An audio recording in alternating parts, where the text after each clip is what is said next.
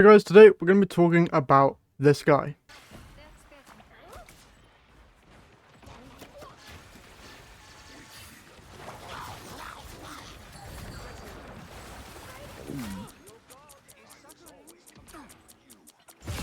There we go, baby. Yes, that's me, with the entire or majority of the enemy team in my mouth as I jump off the nearest ledge. Today we're diving into Jeff's kit, basically everything you need to know, his abilities, passives, team abilities, and more. So let's first start off with his two main ways of attacking and healing, those being Joyful Splash and Aqua Burst. Joyful Splash is a continuous spray of water that will heal allies that it hits, whilst Aqua Burst is a projectile that he can shoot at a surprisingly very rapid pace and deal decent damage with. Like I said, these are his only main ways of primarily healing and dealing damage. Moving on from those two basic abilities, let's next talk about one of the most insane abilities on Jeff's kit, that being Hide and Seek. Now, this is basically an ability that allows him to dive underground, showing only his fin and allowing him to get a movement boost, healing over time, as well as the ability to climb any and all walls. So yes, if you want to, you can just sit on the ceiling and wait for an unsuspecting enemy team member to walk past and then you jump them from behind, or you can just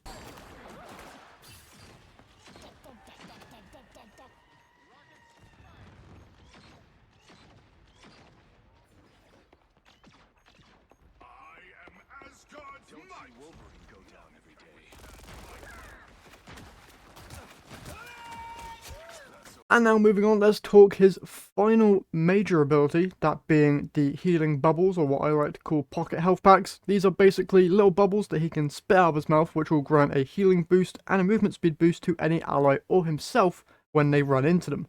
If an enemy runs into them, however, you'll then be launched up into the air, so be careful where you stand, because if a Jeff is on the enemy team or on your team, these things will be littered everywhere because he gets 6 of them at the start of the round and will most likely spray all of them within the first 5 seconds of the objective being revealed. Now finally here, let's talk about the ultimate, yes, the thing that you've been seeing all over social media, eating up entire enemy teams and then promptly jumping off the nearest or most obvious ledge.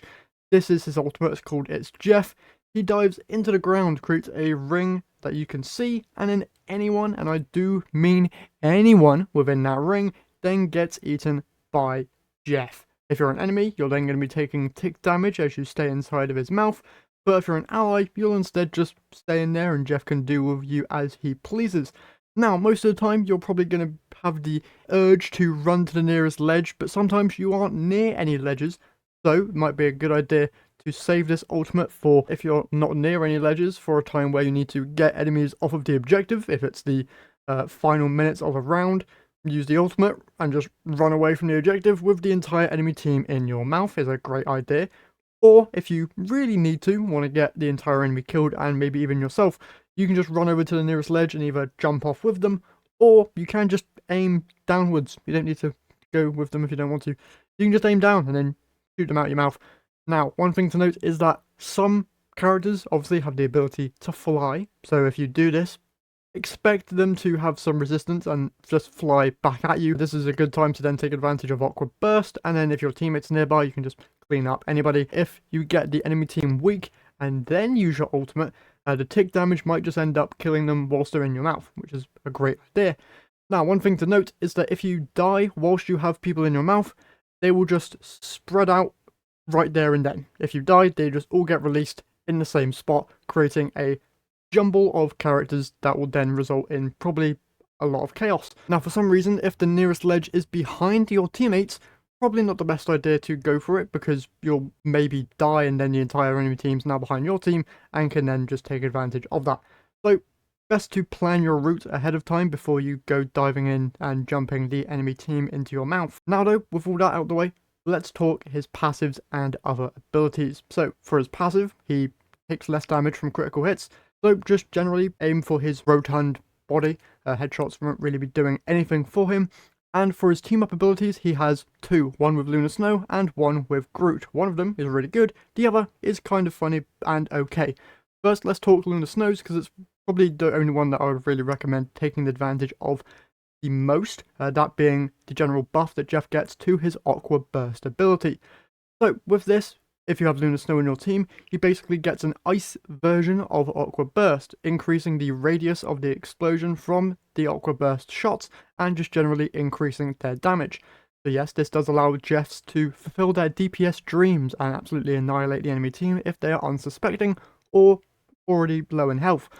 Now, going into Groot's passive, this just basically allows you to ride on the back of Groot, which can be good or can be bad depending on the Groot that you are playing with.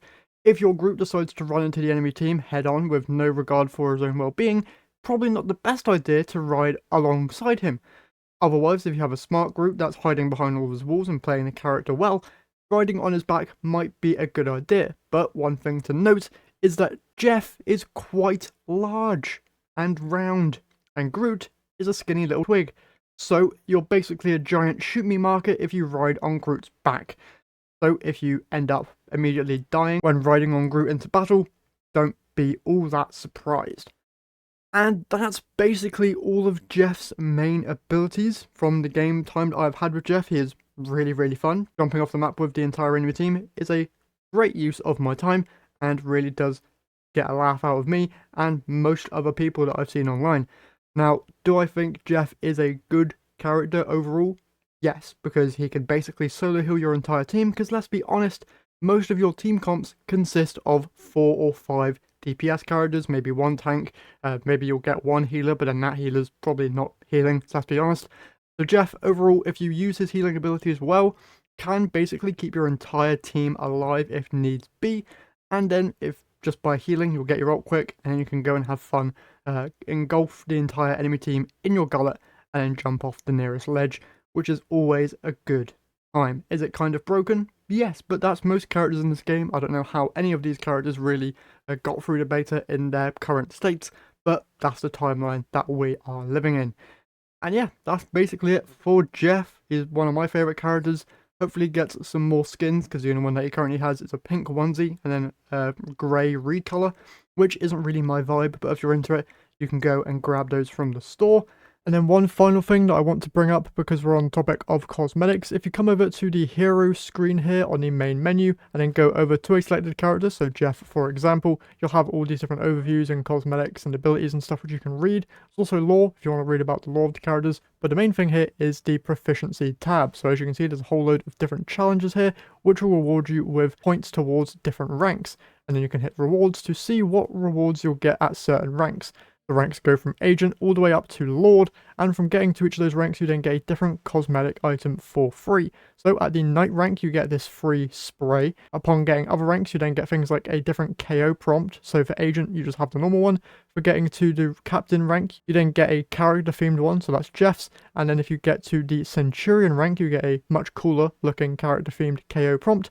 And then finally, for the avatars, this is the default for Agent rank, and then if you get all the way up to Lord, you get a unique avatar there as well, which is a neat thing. So if you like characters enough and want to go through all these challenges, I don't know how many there are in total, but it seems to be quite a few, and there's a load of different ranks, so best of luck in getting those if you're interested. And yeah, that's everything for Jeff. Hopefully you guys have enjoyed this breakdown, and I'll catch you guys in the next one.